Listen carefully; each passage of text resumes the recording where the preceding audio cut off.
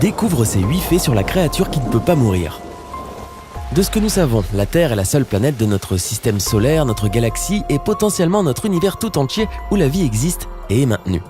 La seule planète sur laquelle la vie s'épanouit et grandit, forme des sociétés complexes et même se lance dans l'espace pour explorer les mystères plus profonds de notre univers. L'humanité est dure, laborieuse et imaginative. En tant qu'espèce, nous sommes pratiquement indestructibles à ce stade, à moins que nous le fassions nous-mêmes avec la guerre ou le changement climatique. Mais si on te disait que les humains n'étaient pas les créatures les plus fortes, et que l'existence de formes de vie plus puissantes suggère la présence de la vie au-delà de notre monde. Ici, chez Sympa, nous avons identifié une créature incroyablement forte, puissante et sérieusement fascinante dont tu dois connaître l'existence. Voici quelques faits qu'il faut que tu connaisses sur le tardigrade.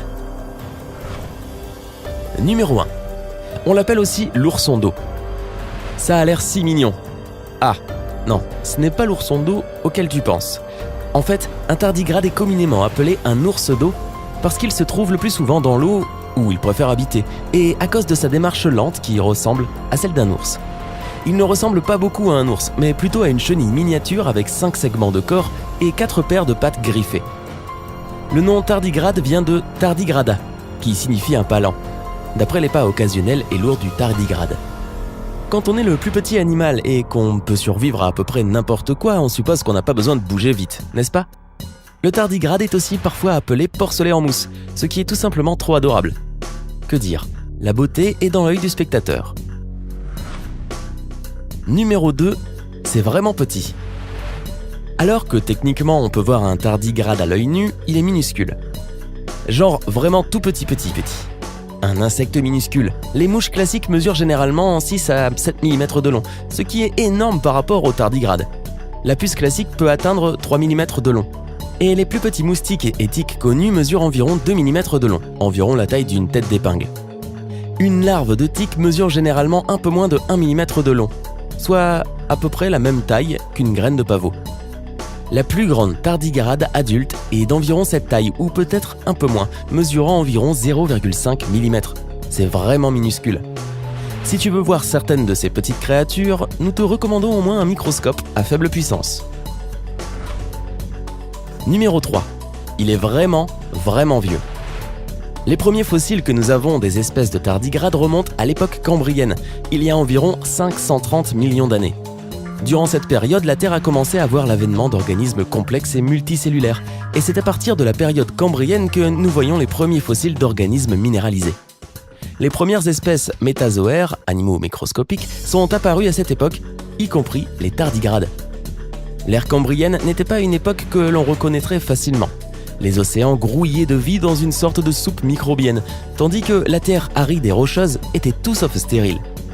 Il n'y avait pas de végétation, les mers étaient assez chaudes et la glace polaire était intermittente, alors que la Terre traversait plusieurs périodes de glaciation, où la glace la recouvrait et fondait. Numéro 4, il peut vivre n'importe où.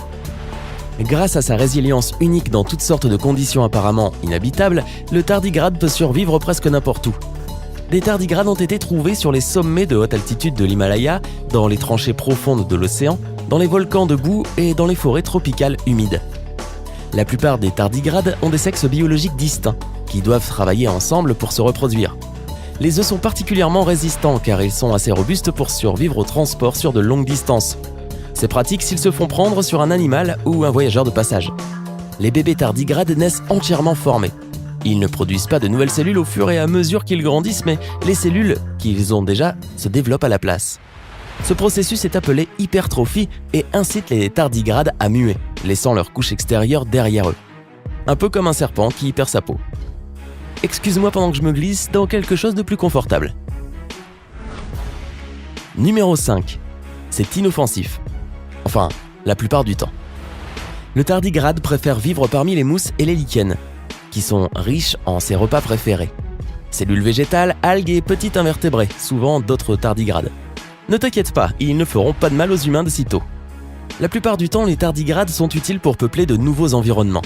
Appelées espèces pionnières, elles se déplacent dans un nouvel environnement et contribuent à l'établissement d'un écosystème, un peu comme un prospecteur d'or qui s'installe à la frontière.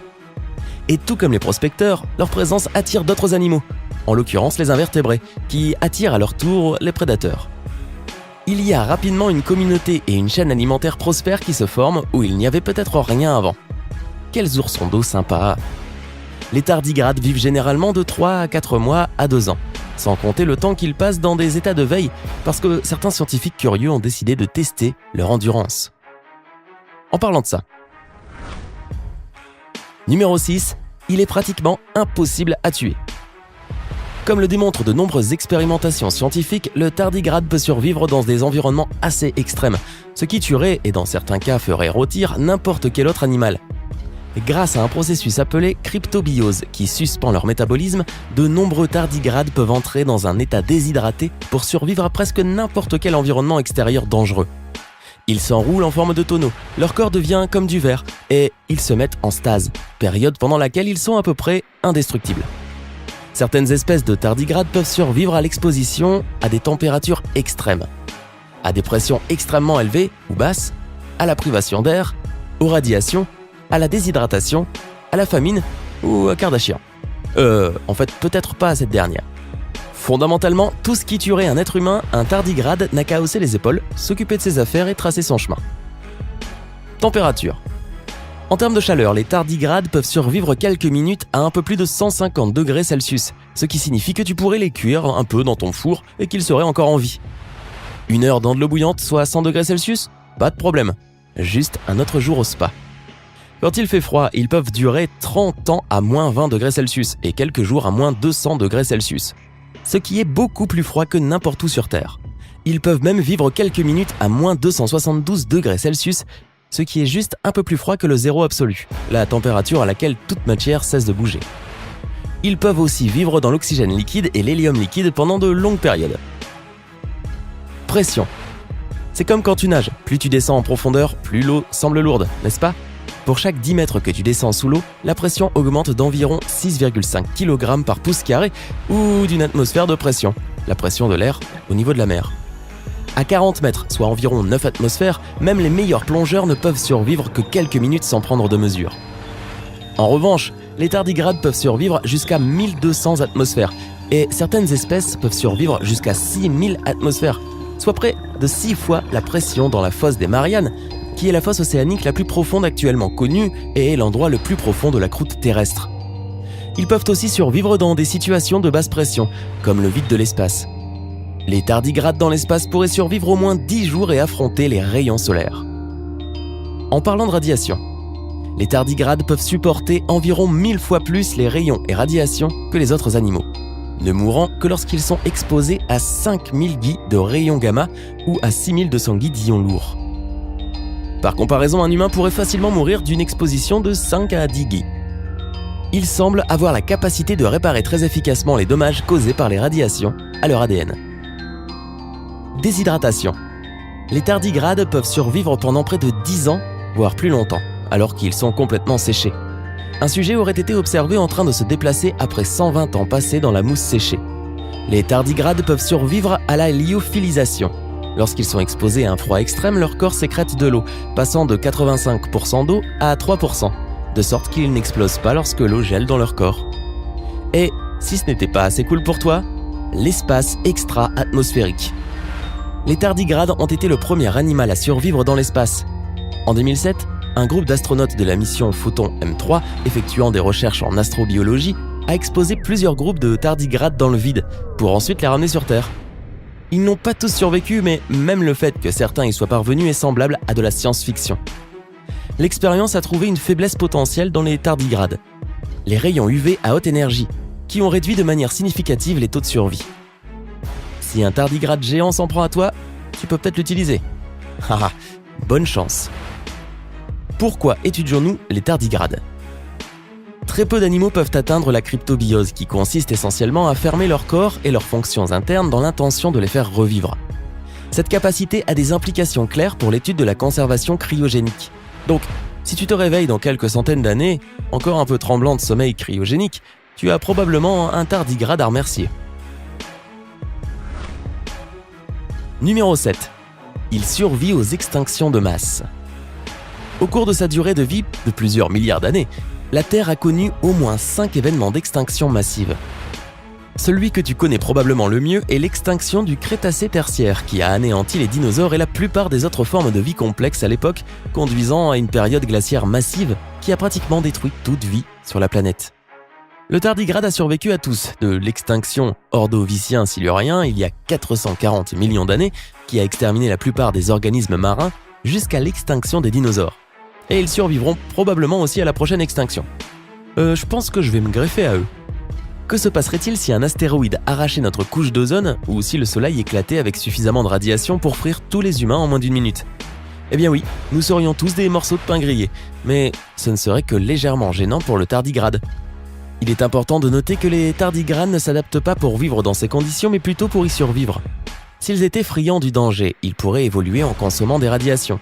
Au lieu de cela, ils se recroquevillent et attendent que les radiations soient passées, ce qui leur permet de reprendre leur cycle de vie normal. Plus l'exposition est longue, plus ils risquent de mourir. Mais compte tenu de la quantité de radiation qu'ils peuvent survivre, ils s'en sortiront probablement très bien, même dans une guerre nucléaire. Toi et moi, pas tant que ça. Même si tu trouves un moyen de tuer un tardigrade, il y a fort à parier que tu finiras par mourir en premier, quel que soit l'environnement auquel tu l'as exposé. Ensuite, le tardigrade sortira de son état de sommeil et se portera bien. Et bon à savoir, la plupart des scientifiques s'entendent pour dire que le tardigrade nous survivra tous. Nous pensons qu'ils ont raison. Numéro 8. Ils pourraient survivre sur une autre planète. Nous savons déjà que les tardigrades peuvent survivre dans des conditions extrêmement rudes, mais peuvent-ils survivre sur une autre planète ? La réponse est très possiblement oui. Les conditions sur Mars sont dans les capacités de survie des tardigrades, en supposant qu'il existe une quantité suffisante d'eau pour les maintenir en vie. Ce sont après tout des créatures aquatiques naturelles. La recherche de vie sur d'autres planètes a été l'un des défis déterminants de l'humanité, mais il se pourrait bien que la vie que nous recherchons soit vraiment minuscule, vraiment ancienne et vraiment coriace. Tu connaissais les tardigrades ? Lequel de leurs fantastiques pouvoirs te semble le plus difficile à croire ? Dis-le nous dans les commentaires ci-dessous.